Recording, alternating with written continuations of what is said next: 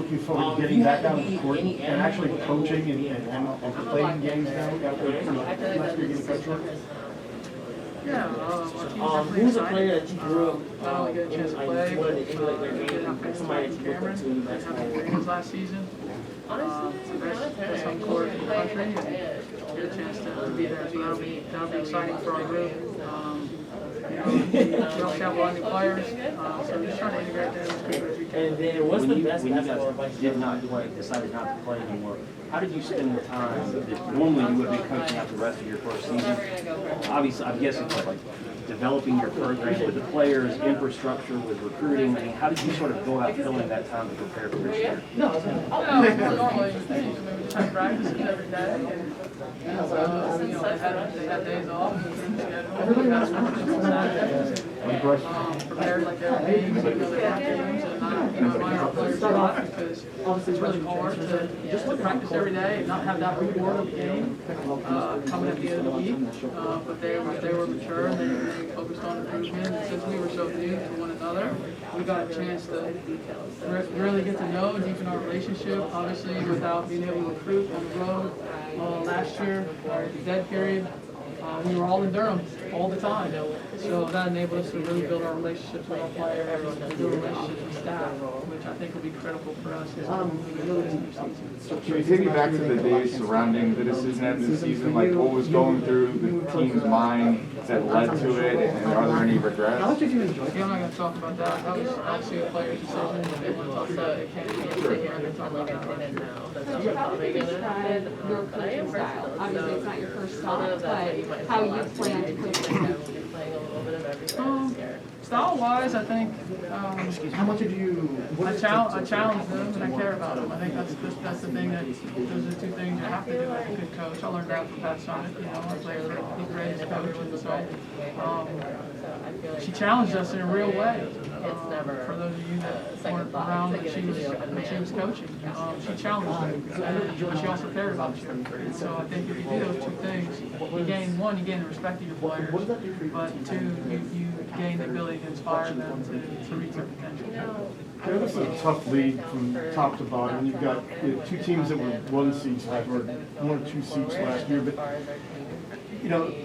do you, having not played last year, I mean, do you kind of feel like maybe you sneak up on people, you fly under the radar, even though you do it because you didn't play last year? I don't know about any of that. You'd have to ask them. We're sneaking up or anything like that. Have a lot of respect for the coaches in this league, the programs in this league. It's a hard league, and we'll have to play well to win games. That doesn't change in the ACC each year. We'll have to play well. You're right. There's a lot of good teams, and we'll see. I don't know how good we'll be. We'll see. You've been so successful at everything you've ever done, from broadcasting to playing basketball, obviously. So what is your vision for Duke? Oh, we want to be one of the best programs in the country. I mean, that's the vision. We want to compete at the highest level. We want to compete with the best teams. So that's the vision.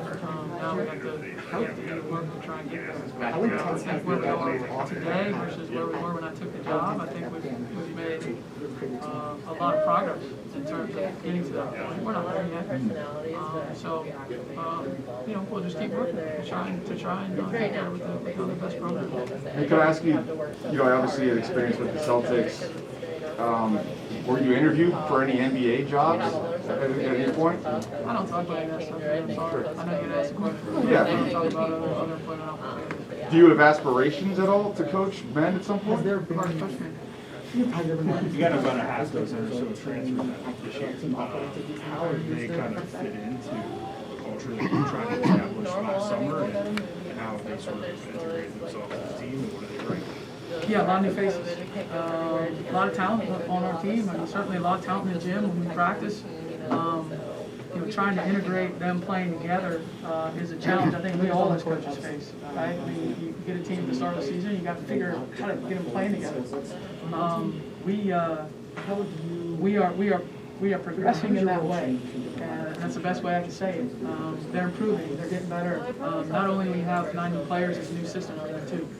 Right? And so the new system is we don't have players that are juniors and seniors or 5th years in our system.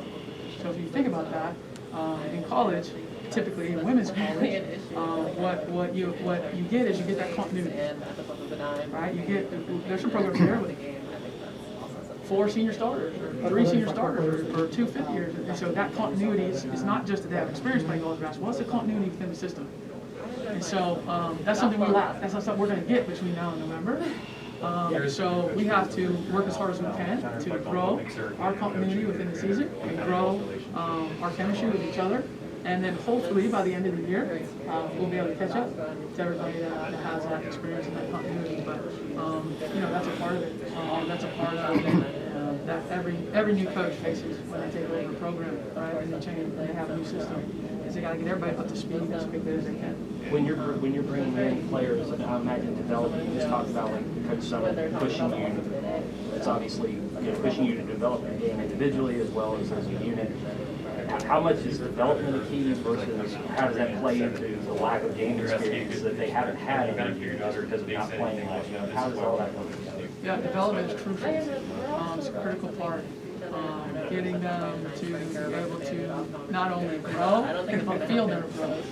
Like, I think that's a critical thing about being a coach with a player. Like, if the player feels themselves getting better, then like you have a better chance for buy-in than if you're just telling them they're getting better. Does that make sense? Like, and that might be true as a human being too. But like, if you actually feel yourself getting better, if you feel that when you go in the gym, if you feel that when you're playing, if you feel all those things, now all of a sudden this appetite for work and this appetite for growth increases.